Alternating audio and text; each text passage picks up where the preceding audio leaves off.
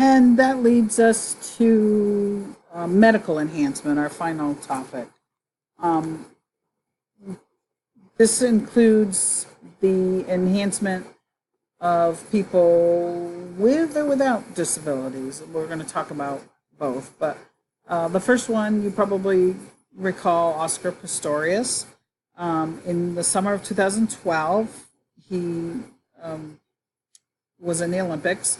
He was born with deformed feet, and he amazed people with how fast he could run on his cheetahs, which are specialized carbon blades that surgeons attached that were attached to his leg bones. So it's like a prosthetic that he can put on and off.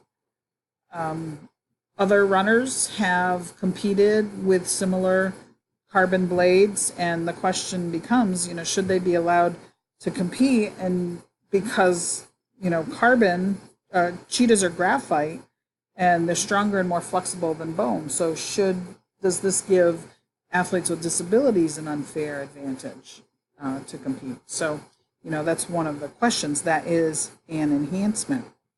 Also, medication is another consideration. And does taking medication, specific types of medications that may change the personality that you have, it can alter it in some way. And then, the question is are you no longer you? Are you becoming some sort of facade of the person you actually are? One such case that's talked about, the use of Prozac, was the TESS case, which a psychiatrist in 2007 described the transformation of a 30-year-old patient who, after her father died when she was 12, she spent a good amount of her life living in public housing. She cared for her 9 siblings and her elderly mother, which all of this together left her depressed, withdrawn, fearful, and she had difficulty forming relationships. So she was prescribed Prozac, which is an antidepressant and serotonin reuptake inhibitor. And she was able to overcome her fears. And she started to date, and she left public housing, and she became independent. So, how far should we go in treating people like Tess who feel less than well? What if she just felt a little less than ideal? Should medicine try to fix every limitation in humans, or are some limitations just natural? Should we have the ability to just pop a pill for every little thing that ails us, or should we actually have to try to work at something, to try to overcome something? There's lots of criticism to conditions and reports like Tess, saying that she would have been better off to fight through her depression and fight through her inability to function and to participate in society, and she'd be better off than being addicted to a pill for the rest of her life, with the ever increasing need for higher dosage as her body becomes more used to it.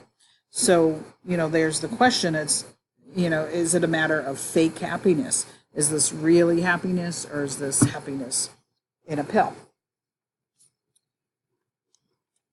Another situation when it comes to medical enhancement is the big issue that happened in the 80s, particularly, of cycling and doping. And it was in the 1980s where professional cyclists began taking a hormone, a growth hormone that stimulates the production of red blood cells.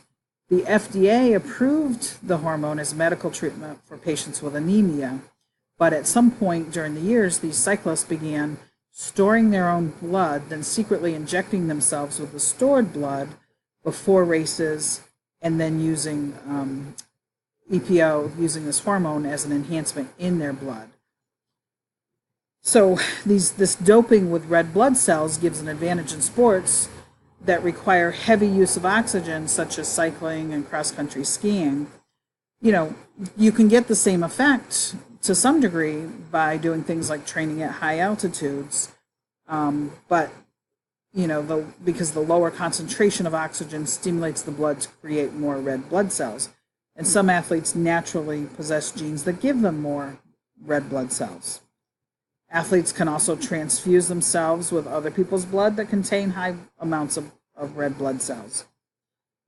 So, all of these things are done to avoid detection, but it's hard to totally keep it secret because you're carrying around high quantities of blood.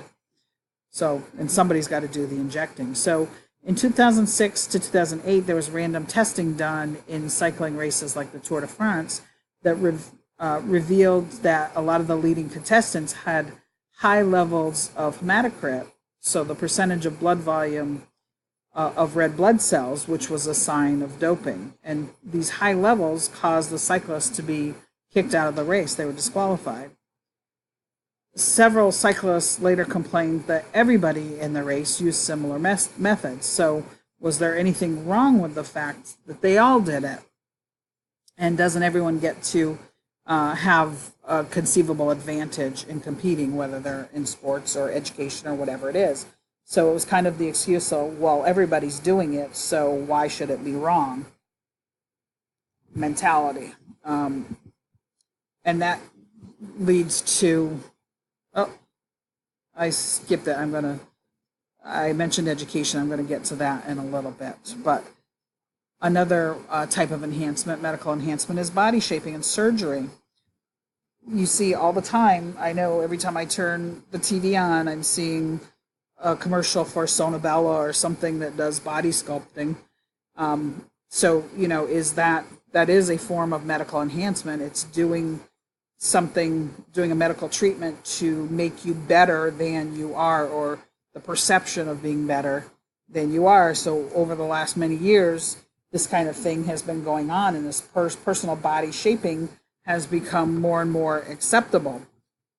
People are trying to create these lean, muscular physiques and engaging in excessive exercise, using steroids and human growth hormones to create more youthful bodies and faces. Is it really any different? Is using these alternative means really any different than using exercise, lifestyle modifications, etc.? Again, it goes back to the argument: if the end is the same, do the means really matter? That's the ethical debate. So, what's wrong with it?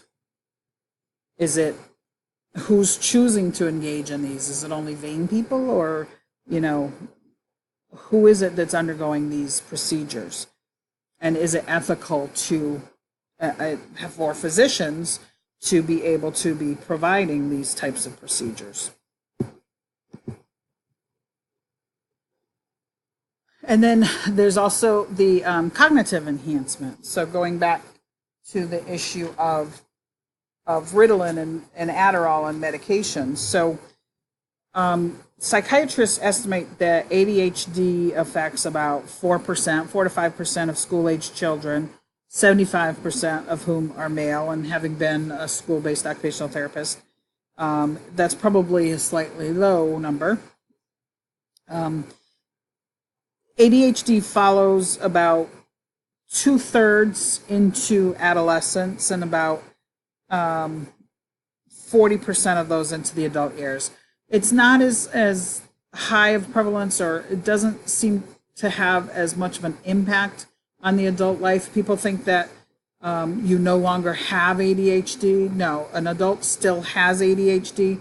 However, they've learned strategies to be able to function more appropriately in light of their ADHD. So typically what happens is they engage in careers that are very stimulating, or leisure activities that are very stimulating, to get that kind of input that caused them to have trouble when they were younger. So it's not that they're growing out of the ADHD, it's that they've learned ways to manage it.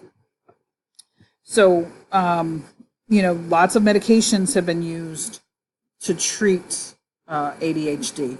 Ritalin, Adderall.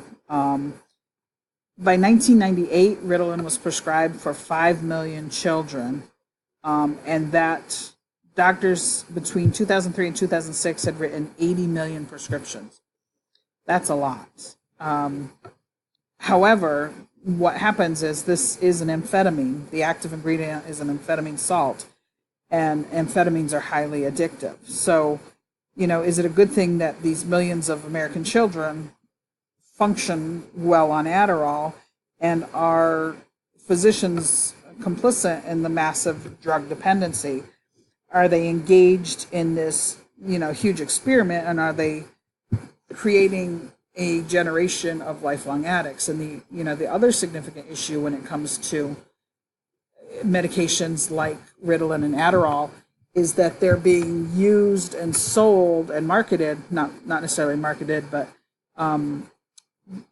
being used by college students as a way to maintain focus, to have a cognitive advantage in terms of being able to stay up later, be able to function with very little sleep, to have increased focus on tasks, because it is a stimulant. Where if you have ADHD and you need the medication and you take it, it helps you be able to focus. But in a person who doesn't have ADHD who takes these medications, it is a stimulant, and it can cause, heightened alertness. It's like mega doses of caffeine that they can take in a pill. So it's a huge market for these medications is the college-age population. Take them before tests. They take them for a variety of reasons. So there's a huge black market for medications related to ADHD. I put a couple of links here for you to look at with regard to cognitive enhancement related to these medications.